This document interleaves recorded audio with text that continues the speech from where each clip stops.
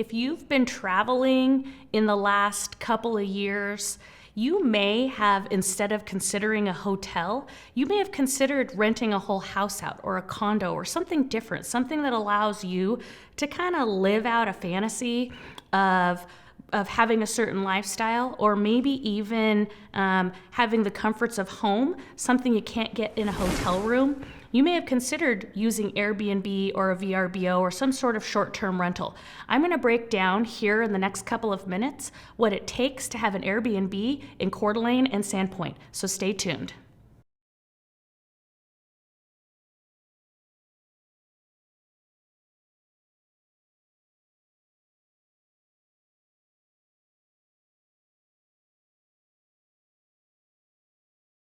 Hi everybody, welcome back. Lindsay Allen here, your local North Idaho real estate agent.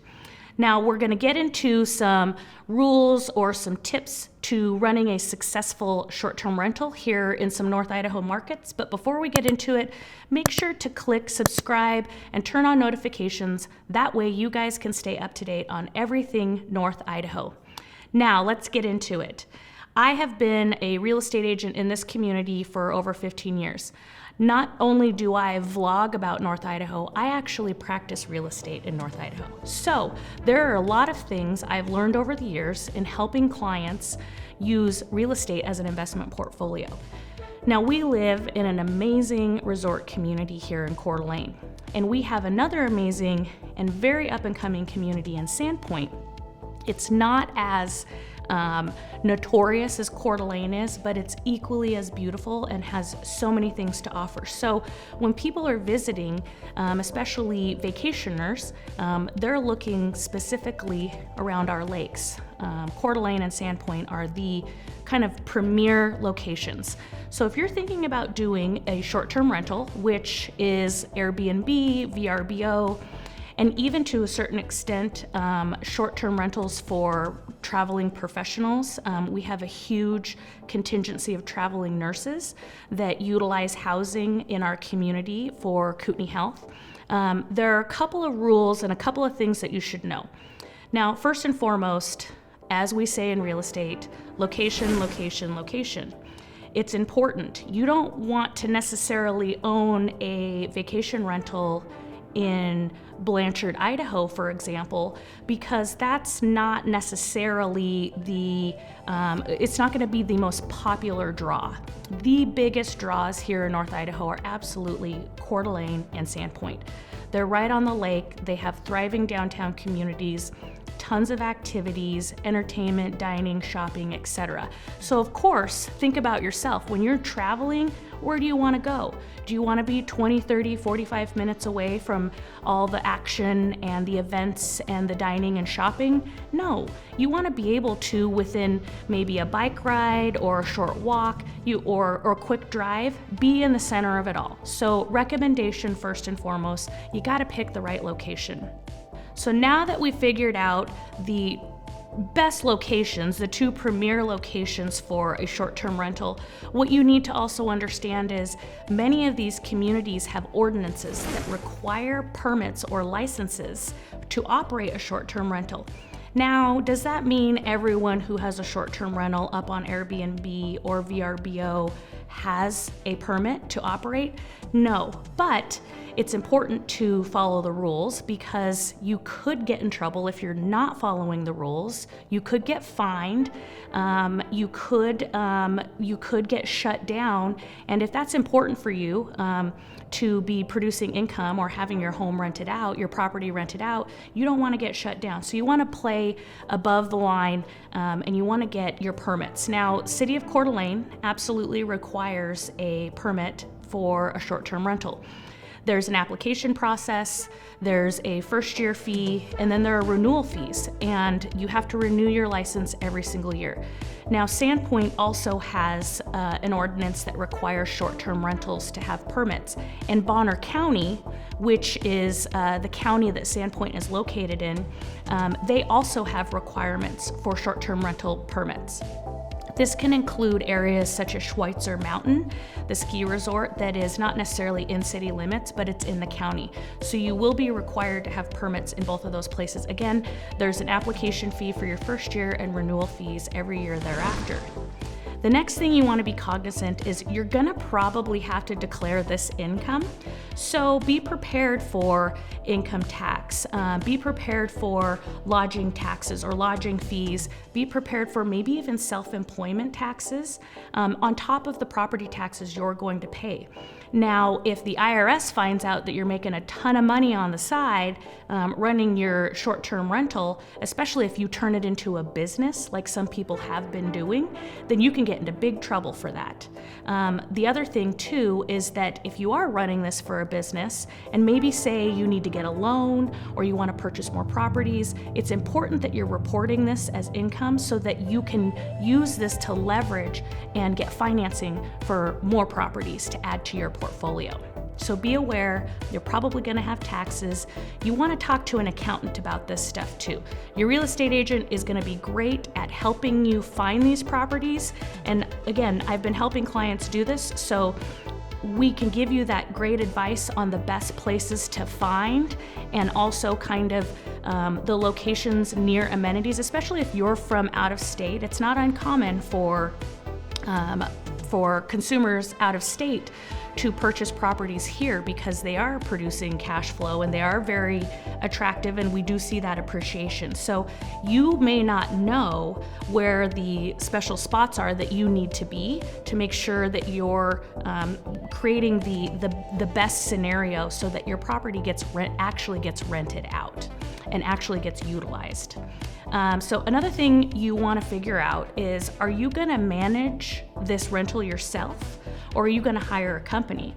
Now, if you live in this community and you own a property as an Airbnb or a VRBO short-term rental in this community, you might find it beneficial, especially if this is a business for you, where this is kind of your sole focus or your main hobby. You may find it beneficial to not have to pay a fee every month to have someone manage the Airbnb for you. But if you manage it yourself, remember you're going to have to populate the profile on all of these websites so that people can find it. You're going to have to, procure reviews. You're going to have to do some research on the going rate, the nightly rate or the monthly or weekly rate that you might want to charge, and also the seasonal rates. You're going to have to do that research on your own to make sure that you're not trying to have people overpay, which could leave you with a lot of vacancy, and you also want to make sure that you're not completely underserving yourself and leaving money on the table. So you're going to have to do that research. But also the other thing is, are you going to be the one restocking and cleaning and doing all of the prep work for the next client who wants to rent the property out? Now, in the busy season, that could mean someone comes in for 2 days and you're there on a Tuesday night cleaning it out because someone's checking in Wednesday afternoon. Or you're there on the weekends, or you're there, making sure that everything's stocked up, doing grocery runs, making sure toiletries and towels are all clean and the bedding's all changed. That can take up a lot of time. And if you have a full-time job, it's going to be, and maybe even a family, it could be impossible doing all of that by yourself. So there are a lot of people who will rely on companies around town, short-term rental companies, and even property managers to help them not only set up their profiles, but book people, and then also clean and change over between guests. So you've got to weigh that. But of course, if you hire someone, it's going to come with a fee. So you don't get to take home as much of that rental rate as you would if you were maintaining it yourself. Now, next thing to think about is when you have gone, if you've ever used a VRBO or an Airbnb, you've probably gone to some places where you're like, oh my God, this place is amazing. Look at this manual that has all the house rules. Look at this manual that's got maps of town, and we've got Wi-Fi login. We've got places to eat or places to order food and pick up from. We have seasonal events and entertainment. We've got, things to do. So make sure that when you host people at your Airbnb, that you're providing them with information on the community that they are visiting. So if you have an Airbnb in downtown Coeur d'Alene, make sure to include information on what's in and around that house. Same with Sandpoint.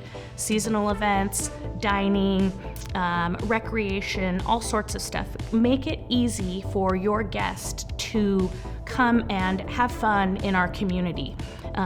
Give it to them from a local's perspective also, and let them know of all the fun things they can do while they're here. It's gonna make their experience that much better. And when their experience is fun and they feel like they got to pretend to be a local or live a certain lifestyle, they're gonna give you great reviews, they're gonna talk about it with their friends, and they're probably gonna book with you again. Okay, another thing that you want to add is maybe potentially parlaying the visit into other sources of income for the guests. So for example, you might have a house in downtown Sandpoint. Maybe you offer up a rental for some paddle boards that you own. Or maybe you offer the ability to rent bikes or golf clubs. Now, if you think about it, especially people who travel by plane, they're not able to bring these things with them.